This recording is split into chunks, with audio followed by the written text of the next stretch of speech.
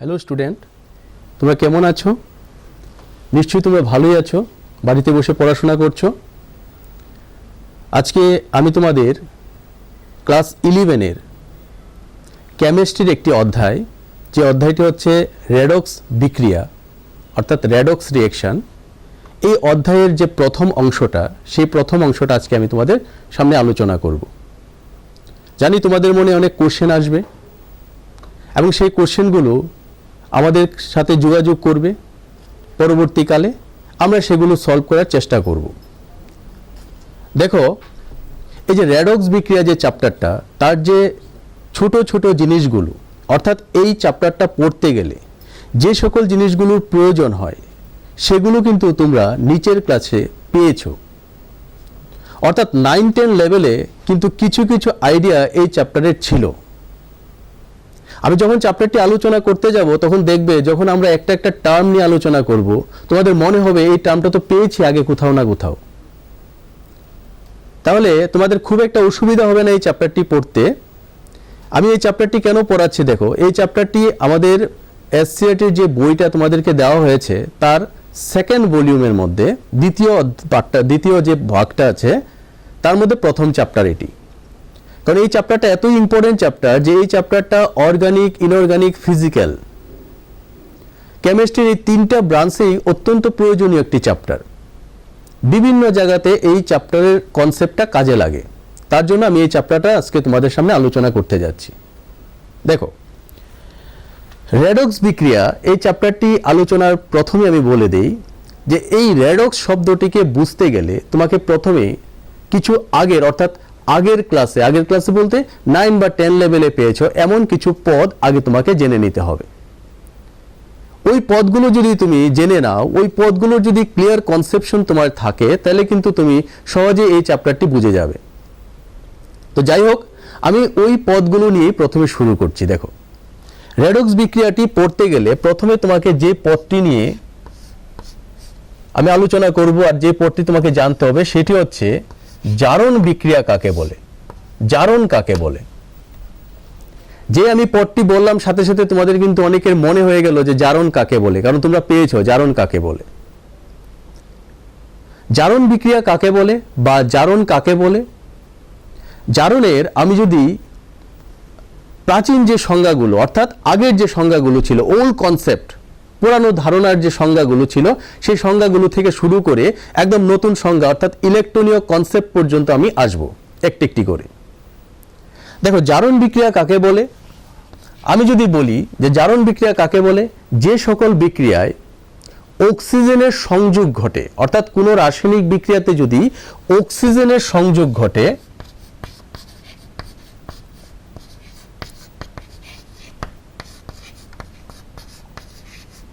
অক্সিজেনের সংযোগ যদি হয় কোনো রাসায়নিক বিক্রিয়াতে, তাহলে সেই বিক্রিয়াটিকে আমরা জারণ বিক্রিয়া বলে থাকতাম আগে। যেমন C+O2 কিসে রূপান্তরিত হলো? CO2, carbon dioxide. এই বিক্রিয়াতে কার্বনের সাথে অক্সিজেন যুক্ত হয়। যেহেতু কার্বনের সাথে অক্সিজেন যুক্ত হয়, এই জন্য এই বিক্রিয়াটি একটি জারণ বিক্রিয়ার উদাহরণ। কারণ আমরা কি জানি, আগে আমরা কি পড়তাম? আগে আমরা পড়তাম যে অক্সিজেনের সংযোগ, অর্থাৎ যে রাসায়নিক বিক্রিয়াতে অক্সিজেনের সংযোগ ঘটে সেই রাসায়নিক বিক্রিয়াটিকে আমরা বলি জারণ বিক্রিয়া। সেই সাথে আরেকটি জিনিস এখানে যুক্ত করা হয়েছিল, শুধু অক্সিজেনের সংযোগ জারণ নয়, হাইড্রোজেন যদি অপসারিত হয়, হাইড্রোজেনের অপসারণ, কোনো রাসায়নিক বিক্রিয়াতে যদি হাইড্রোজেনের অপসারণ ঘটে, তাহলেও সেই বিক্রিয়াটিকে আমরা জারণ বিক্রিয়া বলে থাকি। তাহলে দেখো, আমাদের যে ওল্ড কনসেপ্ট, সেই কনসেপ্ট থেকে আমরা জারণের সংজ্ঞাটা কি পেয়েছিলাম, যে রাসায়নিক বিক্রিয়াতে অক্সিজেনের সংযোগ ঘটে বা হাইড্রোজেনের অপসারণ ঘটে, সেই রাসায়নিক বিক্রিয়াটিকে আমরা বলতাম আগে জারণ বিক্রিয়া। এবারে দেখো, এমন অনেক রাসায়নিক বিক্রিয়া আছে যেখানে অক্সিজেন এবং হাইড্রোজেনের কোনো ইনভলভমেন্ট নেই, অর্থাৎ এমন অনেক রাসায়নিক বিক্রিয়া আছে যেখানে হাইড্রোজেন অক্সিজেন ছাড়াও ঘটে। যেমন দেখো, একটি ছোট্ট বিক্রিয়া যদি আমরা নিই, Fe+Cl2, মনে করো FeCl3 তৈরি হলো। FeCl2 বা FeCl3 তৈরি হলো। FeCl2 যে তৈরি হলো, এই যে বিক্রিয়াটা, এই বিক্রিয়াতে না হাইড্রোজেন আছে না অক্সিজেন আছে। তাহলে এই বিক্রিয়াগুলোকে আমরা জারণ না বিজারণ সেটা কি করে বুঝবো? তারপরে এটাকে একটু পাল্টে, সংজ্ঞাটাকে একটু পাল্টে নয়, তার সাথে আরো কিছু জিনিস যুক্ত করে সংজ্ঞাটাকে কিভাবে বলা হলো, যে অক্সিজেনের সংযোগ হাইড্রোজেনের অপসারণ ছাড়াও আমরা যদি বলি যে তড়িৎ ঋণাত্মক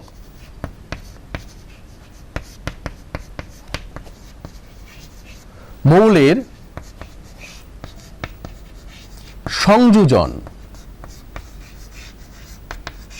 অর্থাৎ কোন রাসায়নিক বিক্রিয়াতে যদি তড়িৎ ঋণাত্মক মৌলের সংযোজন ঘটে, অথবা ডি নম্বরে আমরা বলতে পারি তড়িৎ ধনাত্মক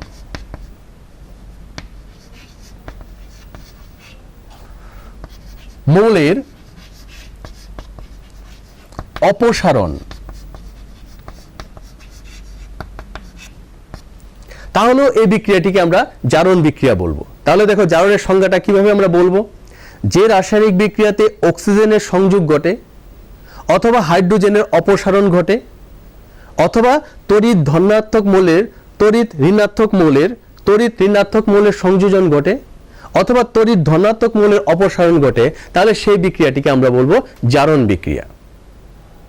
কিন্তু জারণের যে ইলেকট্রনীয় সংজ্ঞা বা যেটাকে আমরা আধুনিক সংজ্ঞা বলি, সেই আধুনিক সংজ্ঞাতে কি বলা হয়েছে?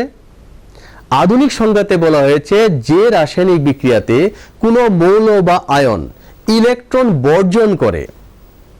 দেখো নাম্বার 5 যেটা আছে সেটা ভালো করে মনে রাখবে, ইলেকট্রন অপসারণ। ইলেকট্রন অপসারণ মানে কি? মনে করো Na, সোডিয়াম একটি ইলেকট্রন অপসারিত হয়ে সোডিয়াম থেকে Na+ এ রূপান্তরিত হলো, Na+1 এ রূপান্তরিত হলো। অর্থাৎ যে রাসায়নিক বিক্রিয়াতে কোনো মৌল বা আয়ন ইলেকট্রন বর্জন করে, সেই রাসায়নিক বিক্রিয়াটিকে আমরা বলবো জারণ বিক্রিয়া। এবং এই যে সংজ্ঞাটা, এই সংজ্ঞাটা হচ্ছে ইলেকট্রনীয় সংজ্ঞা, অর্থাৎ ইলেকট্রনের উপর ভিত্তি করে এই সংজ্ঞাটি দেওয়া হয়েছে। এবং এটি হচ্ছে আমাদের আধুনিক সংজ্ঞা। এই সংজ্ঞাটি হচ্ছে আমাদের আধুনিক সংজ্ঞা। আমরা এই পুরনো 4টি সংজ্ঞা ভুলে গেলেও আমাকে এই সংজ্ঞাটা মনে রাখতে হবে যে জারণ কাকে বলে। যদি বলে, তাহলে আমরা বলবো যে যে রাসায়নিক বিক্রিয়াতে কোনো মৌল বা আয়ন ইলেকট্রন বর্জন করে, যেমন মনে করো এখানে মৌল ইলেকট্রন বর্জন করলো, যেমন এখানে আমরা Sn+2 সে দুটি ইলেকট্রন বর্জন করে সে Sn+4 এ রূপান্তরিত হলো। এই বিক্রিয়াটাও জারণ বিক্রিয়ার উদাহরণ, কারণ এখানে আয়ন ইলেকট্রন বর্জন করলো। তাহলে যে রাসায়নিক বিক্রিয়াতে কোনো মৌল বা আয়ন ইলেকট্রন বর্জন করে, সেই রাসায়নিক বিক্রিয়াটিকে আমরা বলবো জারণ বিক্রিয়া। এবার একটা ইম্পর্টেন্ট জিনিস মনে রাখবে, আমরা এরপরই আসবো, এই চ্যাপ্টারে আমরা একটা শব্দ পাবো যেটাকে বলে জারণ সংখ্যা। জারণ সংখ্যা, জারণ সংখ্যা মানে কি? একটি মৌল যখন কোনো যৌগে উন্নত হয়, মানে যৌগ যখন গঠন করে, তখন তাকে যতটা ইলেকট্রন গ্রহণ বা বর্জন করতে হয়, সেই সংখ্যাটিকে আমরা বলি তার জারণ সংখ্যা। যেমন দেখো এখানে সোডিয়াম কি করলো? একটি ইলেকট্রন বর্জন করলো, করাতে তার জারণ সংখ্যা হলো +1। অর্থাৎ এই সোডিয়ামের জারণ সংখ্যাটা +1 হলো কেন? কারণ সে একটি ইলেকট্রন বর্জন করলো। এবং এই যে সোডিয়ামটা যে আছে, এই সোডিয়ামটা ভূমি স্তরে আছে, অর্থাৎ গ্রাউন্ড স্টেটে আছে। মুক্ত অবস্থায় বা গ্রাউন্ড স্টেজে যদি কেউ থাকে, তাহলে তার জারণ সংখ্যাটাকে আমরা 0 ধরি। তাহলে দেখো 0 থেকে জারণ সংখ্যা কোথায় গেল? +1। পরবর্তী বিক্রিয়াতে +2 থেকে কোথায় গেল? +4। তাহলে জারণ সংখ্যাটা কি বৃদ্ধি পেল না হ্রাস পেল? এখানে জারণ সংখ্যা বৃদ্ধি পেল। তাহলে যে রাসায়নিক বিক্রিয়াতে জারণ সংখ্যা বৃদ্ধি পায়, সেই রাসায়নিক বিক্রিয়াটিকে আমরা বলবো জারণ বিক্রিয়া।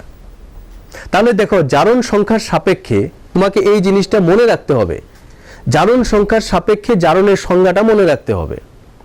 তাহলে জারণ সংখ্যার সাহায্যে জারণের সংজ্ঞা আমরা কিভাবে বলবো? যে রাসায়নিক বিক্রিয়াতে জারণ সংখ্যার বৃদ্ধি ঘটে, জারণ সংখ্যা বৃদ্ধি পায়, সেই রাসায়নিক বিক্রিয়াটিকে বলবো আমরা জারণ বিক্রিয়া। তাহলে দেখো জারণের সংজ্ঞা আমরা কতগুলো পেলাম? পুরানো সংজ্ঞাগুলোর মধ্যে আমরা পেলাম যে রাসায়নিক বিক্রিয়াতে অক্সিজেনের সংযোগ ঘটে বা হাইড্রোজেন অপসারিত হয় বা তড়িৎ ঋণাত্মক মৌল যুক্ত হয় বা তড়িৎ ধনাত্মক মৌল অপসারিত হয় তাকে বলে জারণ বিক্রিয়া।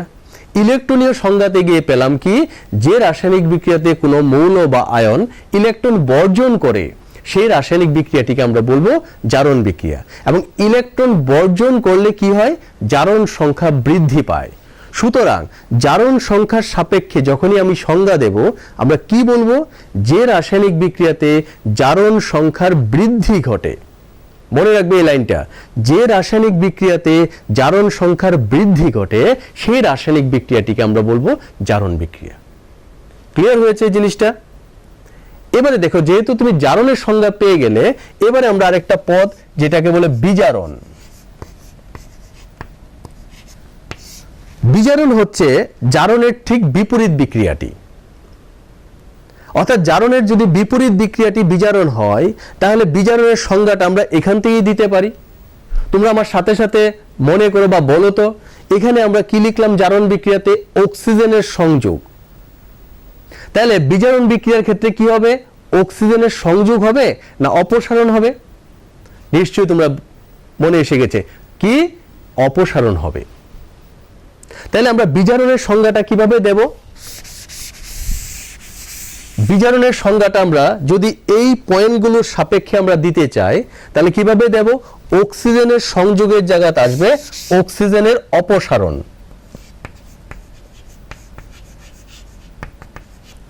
আগে কি ছিল, হাইড্রোজেনের অপসারণ, এখানে হবে হাইড্রোজেনের সংযোজন। থার্ড নম্বরে কি ছিল, তড়িৎ ঋণাত্মক মৌলের সংযোজন, এখানে কি লিখবে, তড়িৎ ঋণাত্মক মৌলের অপসারণ।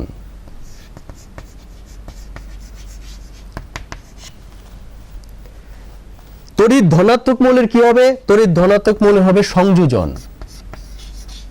দেখো আগের সংজ্ঞাগুলোই, যেহেতু বিপরীত বিক্রিয়া বাকি সবগুলো লাইন পাল্টে যাবে। তাহলে আমরা সংজ্ঞাটা কিভাবে দেব, যে রাসায়নিক বিক্রিয়াতে অক্সিজেনের অপসারণ ঘটে বা হাইড্রোজেনের সংযোজন ঘটে বা তড়িৎ ঋণাত্মক মৌলের অপসারণ ঘটে বা তড়িৎ ধনাত্মক মৌলের সংযোজন ঘটে, আর এখানে ইলেকট্রন, আগে কি ছিল অপসারণ, এখন হবে কি ইলেকট্রন গ্রহণ। ইলেকট্রন গ্রহণ অর্থাৎ ইলেকট্রন গ্রহণ করলে মৌল কিসে রূপান্তরিত হয়, ইলেকট্রন গ্রহণ করলে মৌল অ্যানায়নে রূপান্তরিত হয়। যেমন দেখো Cl, একটি ইলেকট্রন যদি সে গ্রহণ করে তাহলে Cl-1 এ রূপান্তরিত হবে, Cl-1 এ রূপান্তরিত হবে। যেমন মনে করো এখানে আমি Sn+4, সে যদি দুটি ইলেকট্রন গ্রহণ করে তাহলে সে Sn+2 তে রূপান্তরিত হবে। তাহলে দেখো তো একটা ইম্পর্টেন্ট জিনিস, সেটি হচ্ছে কি, এখানে জারণ সংখ্যা ছিল 0, এখানে জারণ সংখ্যা হলো -1, তাহলে জারণ সংখ্যা হ্রাস পেল। এখানে ছিল -+4 হলো -2, তাহলে এখানেও জারণ সংখ্যা হ্রাস পেল। তাহলে জারণ বিক্রিয়াতে আমরা কি পেয়েছিলাম, জারণ সংখ্যা বৃদ্ধি পায়। আর বিজারণ বিক্রিয়াতে কি পেলাম আমরা, জারণ সংখ্যা হ্রাস পায়। কেন হ্রাস পায়, কারণ ইলেকট্রন গ্রহণ করে বলে, মৌল বা আয়ন ইলেকট্রন গ্রহণ করে বলে জারণ সংখ্যা এই ক্ষেত্রে হ্রাস পায়। তাহলে জারণের এবং বিজারণের আধুনিক সংজ্ঞা বা ইলেকট্রনীয় সংজ্ঞাটা আমি আবার বলে দেই, আবার একটু মনে করে নাও। যে রাসায়নিক বিক্রিয়াতে ইলেকট্রন মানে কোনো মৌল বা আয়ন, যে রাসায়নিক বিক্রিয়াতে কোনো মৌল বা আয়ন ইলেকট্রন বর্জন করে যার ফলে তার জারণ সংখ্যা বৃদ্ধি পায়, সেই বিক্রিয়াটিকে আমরা বলবো জারণ বিক্রিয়া। আর যে রাসায়নিক বিক্রিয়াতে কোনো মৌল বা আয়ন ইলেকট্রন গ্রহণ করে ফলে তার জারণ সংখ্যা কি হবে, জারণ সংখ্যা হ্রাস পাবে, সেই বিক্রিয়াটিকে আমরা বলবো বিজারণ বিক্রিয়া। তাহলে জারণ বিক্রিয়াতে জারণ সংখ্যা বৃদ্ধি পাবে, বিজারণ বিক্রিয়াতে জারণ সংখ্যা হ্রাস পাবে। জারণ সংখ্যা শব্দটা নিয়ে আমি ডিটেলসে আসব, কারণ আমাদের জারণ সংখ্যা নির্ণয় করার পদ্ধতি এখানে রয়েছে, আসবো আমরা। তাহলে আমি দেখো জারণ এবং বিজারণের সংজ্ঞাটা আমি আলোচনা করলাম। এবার দেখো জারণ এবং বিজারণের সাথে সাথে আরো দুটি পদ আমাদের সামনে আসবে। সেই দুটি পদ কি, একটি হচ্ছে জারক দ্রব্য এবং অপরটি হচ্ছে বিজারক দ্রব্য।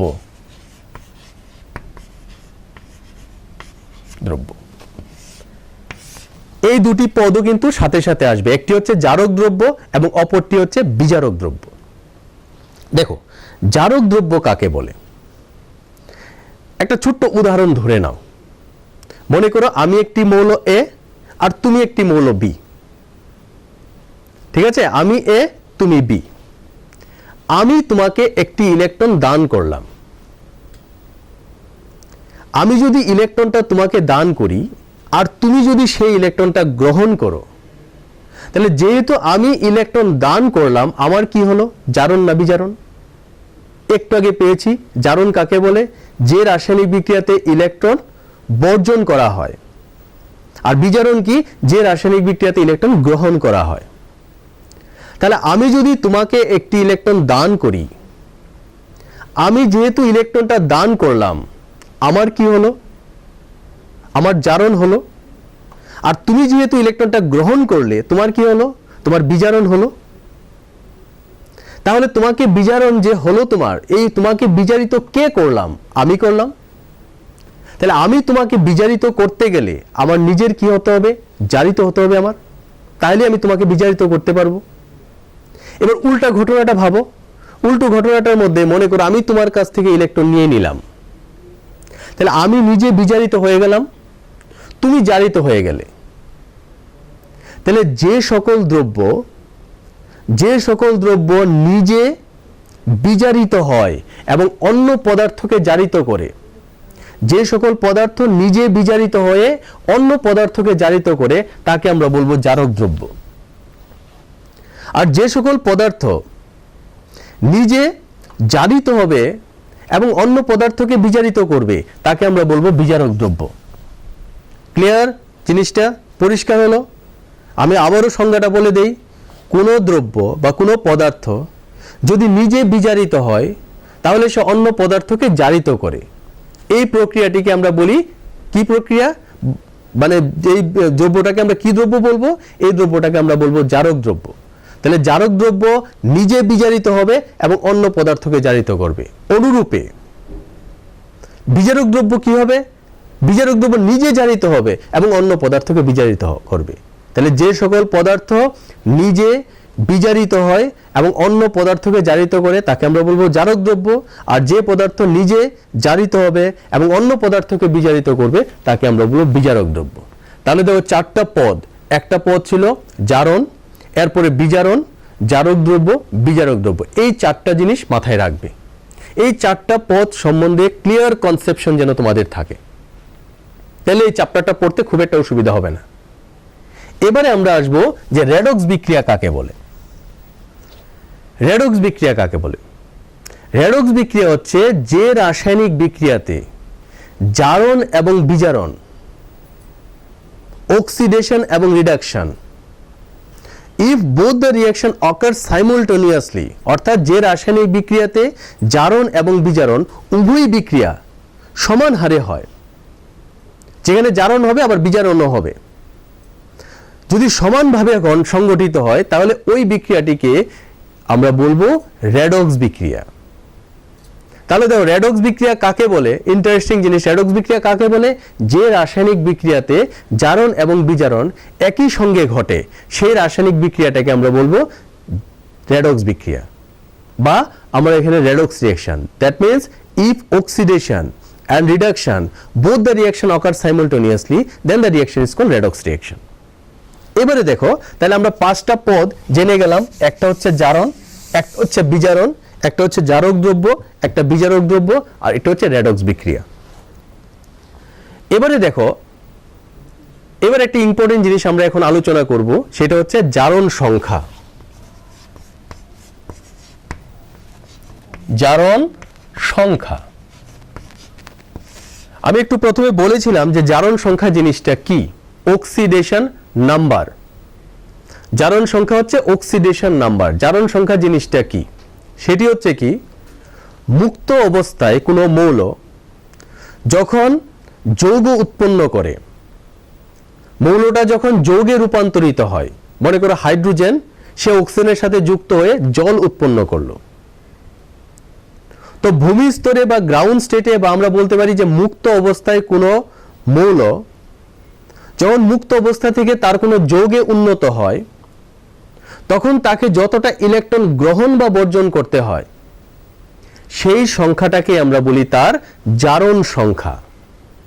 যেমন দেখো সোডিয়াম ভূমি স্তরে তার জারণ সংখ্যা 0 মুক্ত অবস্থায়।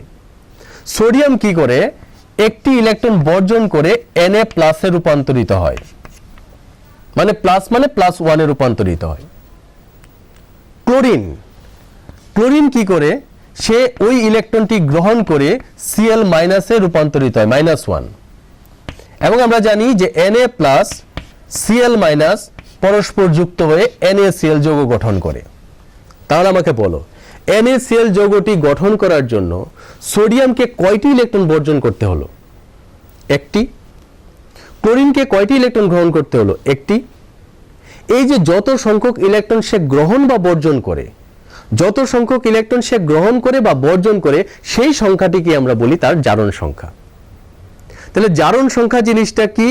একটি মৌল মুক্ত অবস্থা থেকে যখন তার কোনো যৌগে উন্নত হয় তখন তাকে যতটা ইলেকট্রন গ্রহণ বা বর্জন করতে হয় সেই সংখ্যাটাকে আমরা বলি উক্ত মৌলের জারণ সংখ্যা।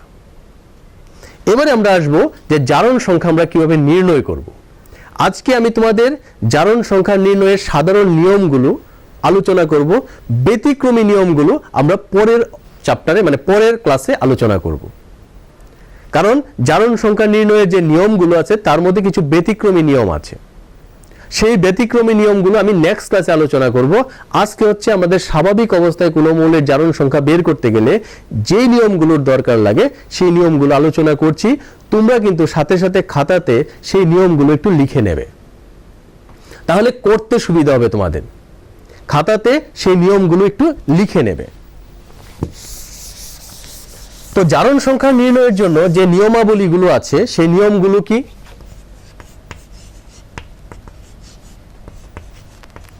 জারণ সংখ্যা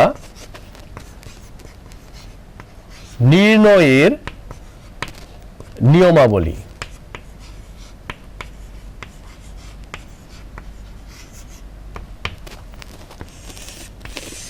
শুধু মনোযোগ দিয়ে শুনবে না, সাথে সাথে লিখে নেবে এবং ক্লাসে এখনই প্র্যাকটিস করে ফেলবে। আমি দেব তোমাদেরকে, তোমরা সাথে সাথে প্র্যাকটিস করে নেবে কিভাবে জারণ সংখ্যা বের করতে হয়। জারণ সংখ্যা নির্ণয়ের যে নিয়মগুলো আছে সেখানে প্রথম নিয়মে কি বলা আছে? প্রথম নিয়মটাতে বলা আছে হাইড্রোজেন এবং ধাতু, হাইড্রোজেন এবং ধাতুর জারণ সংখ্যা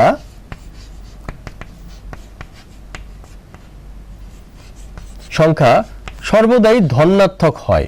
ব্যতিক্রমে আমি যাচ্ছি না, ব্যতিক্রমটা আমরা নেক্সট ক্লাসে করাবো।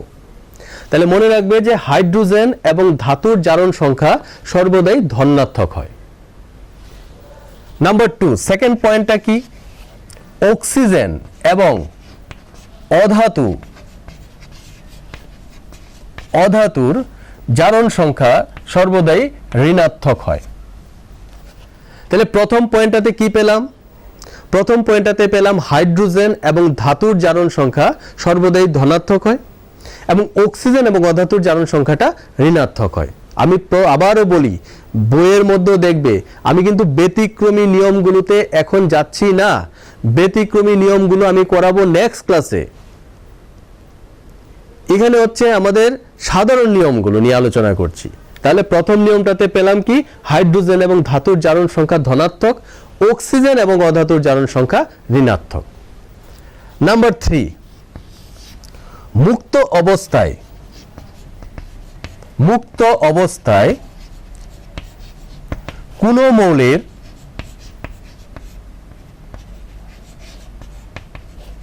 মৌলের জারণ সংখ্যা 0। অর্থাৎ এলিমেন্টারি স্টেটে যদি কেউ থাকে, মুক্ত অবস্থায় যদি কোনো মৌল থাকে মৌলরূপে, তাহলে তার জারণ সংখ্যা 0 হবে। যেমন মনে করো সোডিয়াম মুক্ত অবস্থায় আছে, তাহলে তার জারণ সংখ্যা 0। ক্লোরিন Cl2, যেহেতু যৌগ আর মৌলের মধ্যে পার্থক্য তোমরা নিশ্চয়ই জানো, মৌলরূপে যদি কেউ থাকে তাহলে তার জারণ সংখ্যা 0।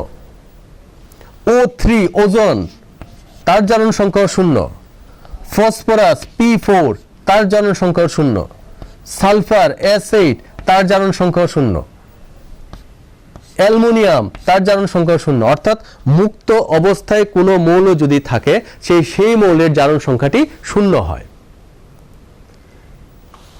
4th নাম্বার পয়েন্টটা দেখো, জারণ সংখ্যা সাধারণত আমরা কি দেখি, জারণ সংখ্যাটা সাধারণত যোজ্যতার সমান হয়। জারণ সংখ্যা যোজ্যতার সমান হয়।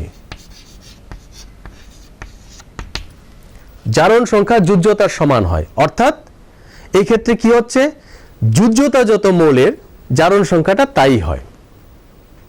অর্থাৎ জারণ সংখ্যা যোজ্যতার সমান হয়। যেমন আমাকে বলো হাইড্রোজেনের যোজ্যতা কত? হাইড্রোজেনের যোজ্যতা 1, তাহলে তার জারণ সংখ্যা হবে 1, কিন্তু জারণ সংখ্যার আগে প্লাস বা মাইনাস সাইনটা ব্যবহার করতে হবে। যেমন দেখো হাইড্রোজেনের যোজ্যতা 1, তাহলে তার জারণ সংখ্যা কত হবে? +1। কেন +1? প্রথম পয়েন্টটি বলা আছে হাইড্রোজেন এবং ধাতুর জারণ সংখ্যা ধনাত্মক। এবার তোমরা আমাকে বলো অক্সিজেনের জারণ সংখ্যাটি কত? আগে আমাকে বলো অক্সিজেনের যোজ্যতা কত? অক্সিজেনের যোজ্যতা 2, তাহলে অক্সিজেনের জারণ সংখ্যা কত হবে? ইয়েস, -2। কেন -2 হবে? দ্বিতীয় পয়েন্টে লেখা আছে অক্সিজেন এবং অধাতুর জারণ সংখ্যাটা ঋণাত্মক হয়। তাহলে জারণ সংখ্যা সাধারণত যোজ্যতার, যেমন আয়রনের দুটি যোজ্যতা আছে, একটা হলো 2 আর 3, তাহলে তার জারণ সংখ্যা কত হবে? +2 +3, কারণ ধাতু, আয়রন একটি ধাতু, তাহলে তার যোজ্যতা যেহেতু 2 আর 3, আস হলে 2, ইক হলে 3, ফেরাস হলে 2, ফেরিক হলে 3, তাহলে তার জারণ সংখ্যা হবে কত? +2 এবং +3। এজন্য আমরা বলি জারণ সংখ্যা যোজ্যতার সমান হয়। নাম্বার 5, এই পয়েন্টটা খেয়াল রাখবে। 5th নাম্বার পয়েন্ট হচ্ছে কি, একটি নিস্তড়িত যৌগের ক্ষেত্রে মোট জারণ সংখ্যার যোগফল, আমি আবারও বলি, একটি নিস্তড়িত যৌগের ক্ষেত্রে মোট জারণ সংখ্যার যোগফল সর্বদাই 0 হবে। কিন্তু আদানযুক্ত যৌগ যদি হয় তাহলে মোট জারণ সংখ্যার যোগফল কি হবে? ওই আধানের সমান। ক্লিয়ার হয়েছে পয়েন্টটা? আমি আবারও বলি, লিখে দেই,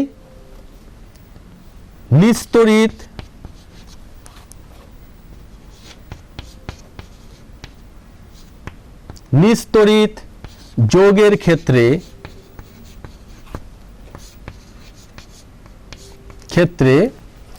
জারণ সংখ্যার যোগফল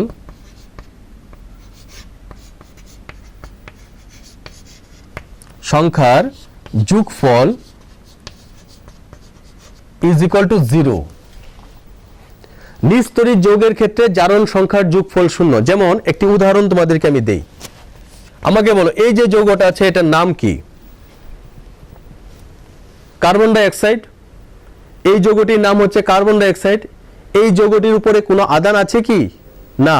তাহলে এই যৌগটি কি যৌগ? নিস্তড়িত যৌগ। তাহলে এই যৌগটি যদি নিস্তড়িত যৌগ হয় তাহলে কি হবে? কার্বনের জারণ সংখ্যা প্লাস 2 ইন্টু, যেহেতু দুটি অক্সিজেন আছে, 2 ইন্টু অক্সিজেনের জারণ সংখ্যা সমান সমান কি হবে? 0। জিনিসটা খেয়াল করো, যেহেতু কার্বন ডাই অক্সাইড একটি নিস্তড়িত যৌগ, তাহলে এই ক্ষেত্রে কি হবে? কার্বনের জারণ সংখ্যা ইন্টু 2 ইন্টু অক্সিজেনের জারণ সংখ্যা ইজ ইকুয়াল টু 0। কারণ আমি তো বললামই 5th নাম্বার পয়েন্টে যে নিস্তড়িত যৌগের ক্ষেত্রে মোট জারণ সংখ্যার যোগফল কত হয়? 0 হয়। কিন্তু আমি যদি তোমাকে এই যৌগটি দেই,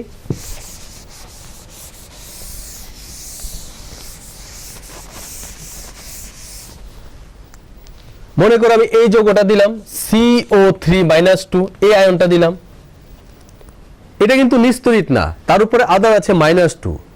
তো সেই ক্ষেত্রে কি বলা আছে যে আধানযুক্ত যৌগের ক্ষেত্রে মোট জারণ সংখ্যার যোগফল হবে কি? ওই আধানের সমান। লাইনটা বুঝতে পারলে তো? যে আদানযুক্ত যৌগের ক্ষেত্রে মোট যোগফল অর্থাৎ যৌগটাতে যে যে মৌলগুলো আছে তাদের মোট যোগফলটা কি হবে, ওই আদানের সমান হবে। যেমন দেখো CO3-2 এর ক্ষেত্রে কি হবে, কার্বন এর জারণ সংখ্যা প্লাস এখানে 3টি অক্সিজেন আছে, তাহলে 3 ইন্টু অক্সিজেনের জারণ সংখ্যা ইজ ইকুয়াল টু কত হবে বলো তো, ইজ ইকুয়াল টু হবে -2। কেন -2? কারণ মোট জারণ সংখ্যার যোগফল ওই আদানের সমান হবে। তাহলে পয়েন্টগুলো একটু ভালো করে খেয়াল করো। আমি আবারও বলছি, ফার্স্ট পয়েন্টটা কি, হাইড্রোজেন এবং ধাতুর জারণ সংখ্যা ধনাত্মক হয়, অক্সিজেন এবং অধাতুর জারণ সংখ্যা ঋণাত্মক হয়, জারণ সংখ্যা সাধারণত কি হয়, যোজ্যতার সমান হয়, মুক্ত অবস্থায় কোনো মৌলের জারণ সংখ্যা 0 হয় এবং নিস্তড়িত যৌগের ক্ষেত্রে মোট জারণ সংখ্যার যোগফল 0। যেমন কার্বন ডাই অক্সাইড একটি নিস্তড়িত যৌগ, এই জন্য তার মোট জারণ সংখ্যার যোগফল 0।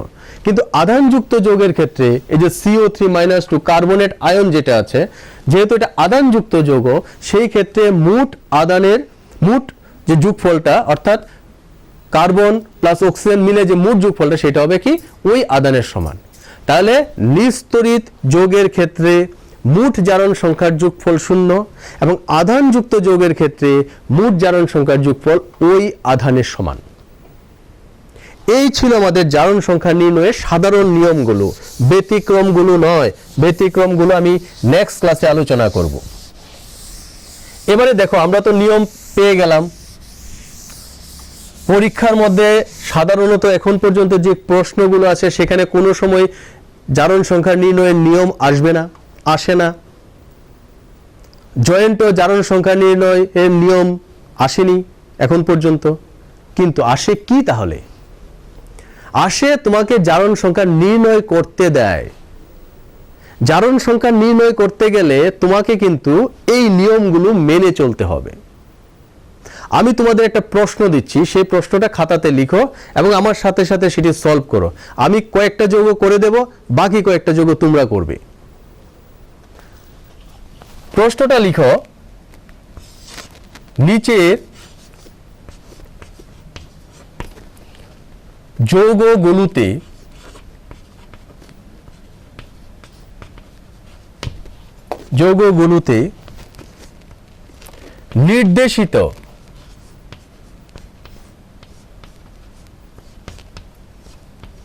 নির্দেশিত মৌলটির নিচের যৌগগুলোতে নির্দেশিত মৌলটির জারণ সংখ্যা নির্ণয় করো।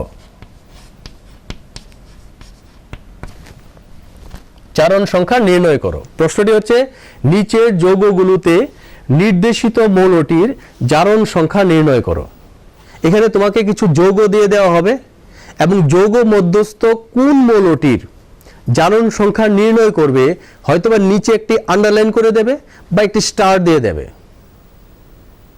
তাহলে ওই মৌলটির জারণ সংখ্যা তোমাকে নির্ণয় করতে হবে। আমরা একটা যৌগ আলোচনা করি। দেখো, নাম্বার 1, সে মনে করো আমাকে বললো CO2 তে কার্বনের জারণ সংখ্যা নির্ণয় করো। এভাবে নিচে একটা আন্ডারলাইন করে দেবে বা এখানে একটা স্টার দিয়ে দেবে বা উপরে একটা স্টার দিয়ে দেবে।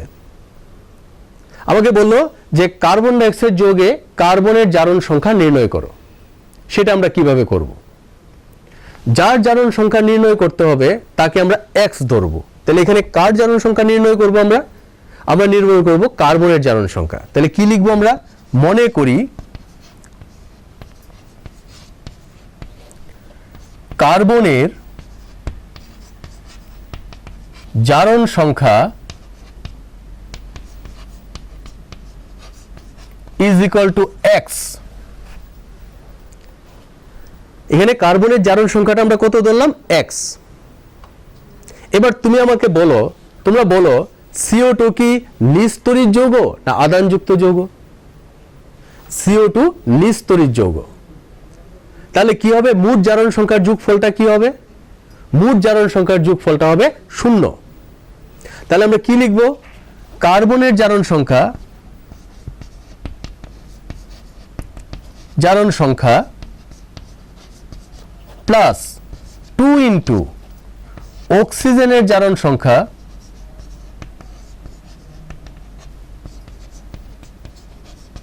Is equal to 0। এবারে বলো কার্বনের জারণ সংখ্যাটা কত আমরা ধরলাম, x প্লাস অক্সিজেনের জারণ সংখ্যা কত, অক্সিজেনের যোজ্যতা কত, অক্সিজেনের যোজ্যতা 2, অক্সিজেনের যোজ্যতা হচ্ছে 2, এবং দ্বিতীয় নাম্বার পয়েন্টে লেখা আছে অক্সিজেন এবং অধাতুর জারণ সংখ্যাটি কি হয়, অক্সিজেন এবং অধাতুর জারণ সংখ্যাটি হয় মাইনাস, তাহলে অক্সিজেনের জারণ সংখ্যাটি হবে -2। তাহলে আমরা কি লিখব, x -2 এভাবে ব্র্যাকেটে লিখবে তার জারণ সংখ্যাটা। এবার কটা অক্সিজেন আছে, 2 ইনটু 2 ইজ ইকুয়াল টু কি লিখবো আমরা, 0। ক্লিয়ার হয়েছে জিনিসটা? কার্বন ডাইঅক্সাইডের ক্ষেত্রে কার্বনের জারণ সংখ্যা প্লাস 2 ইন্টু অক্সিজেনের জারণ সংখ্যা ইজ ইকুয়াল টু 0। কার্বনের জারণ সংখ্যাটা ধরলাম আমরা x, অক্সিজেনের জারণ সংখ্যা -2 ইন্টু 2 করলে আমরা এটা পেয়ে যাব ইজ ইকুয়াল টু 0। তাহলে আনসারটা কত আসে, or x - 4 is equal to 0 or x is equal to +4। শুধু 4 লিখলে কিন্তু মার্ক পাবে না, 4 লিখলে কিন্তু কেটে 0 দিয়ে দেওয়া হবে। কেন? জারণ সংখ্যার আগে প্লাস বা মাইনাস লিখতেই হবে, জারণ সংখ্যার আগে তোমাকে প্লাস বা মাইনাস লিখতেই হবে। তাহলে x এর ভ্যালুটা কত বেরোলো, +4, অর্থাৎ কার্বন ডাইঅক্সাইড যৌগে কার্বনের জারণ সংখ্যা +4। ক্লিয়ার? আরেকটি যৌগ করি আমরা, বাড়িতে কিছু কিছু যৌগ করবে।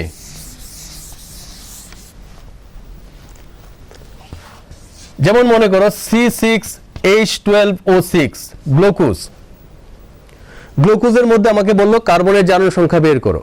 কি করে করব, কার্বনের জারণ সংখ্যাটাকে আমরা ধরবো x, তাহলে কি হচ্ছে x ইন্টু 6 প্লাস হাইড্রোজেনের জারণ সংখ্যা কত, হাইড্রোজেনের জারণ সংখ্যা হচ্ছে +1, কারণ হাইড্রোজেনের যোজ্যতা 1, ইন্টু কত হবে 12, প্লাস অক্সিজেনের জারণ সংখ্যা -2 into 6 is equal to 0, or 6x plus 12 minus 12 is equal to 0, or 6x is equal to 0, or x is equal to 0.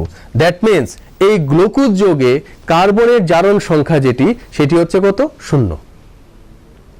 তাহলে দেখো কার্বন ডাইঅক্সাইডে কার্বনের জারণ সংখ্যা ছিল +4, কিন্তু এই যৌগে এসে কার্বনের জারণ সংখ্যাটি হয়ে গেল 0। তাহলে জারণ সংখ্যা কিন্তু বিভিন্ন যৌগে বিভিন্ন রকম হয়। একটি মোলের যোজ্যতা নির্দিষ্ট, যোজ্যতা তুমি যে কোনো যৌগে যাও একটি মোলের যোজ্যতা নির্দিষ্ট থাকে, কিন্তু জারণ সংখ্যা কিন্তু বিভিন্ন যৌগে বিভিন্ন রকমের হয়। তাহলে তোমাদের আমি আরো কিছু যৌগ দিয়ে দেই, সেটি বাড়িতে করবে। নাম্বার 3 K2Cr2O7 ক্রোমিয়াম বের করবে। নাম্বার 4 KMNO4 ম্যাঙ্গানিজ বের করবে। নাম্বার 5 H2SO4 সালফার বের করবে। HNO3 নাইট্রোজেন বের করবে। H3PO4 ফসফরাস বের করবে। 8 নাম্বার NH4 প্লাস নাইট্রোজেন বের করবে। নাম্বার 9 SO3-2 সালফার বের করবে।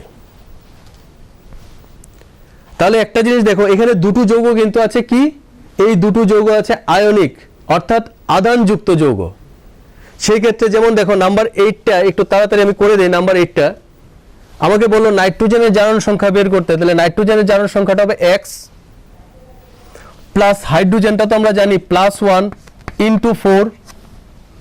এবার আমাকে বলো ইজ ইকুয়াল টু কত হবে, ইকুয়াল টু কত লিখবো আমরা?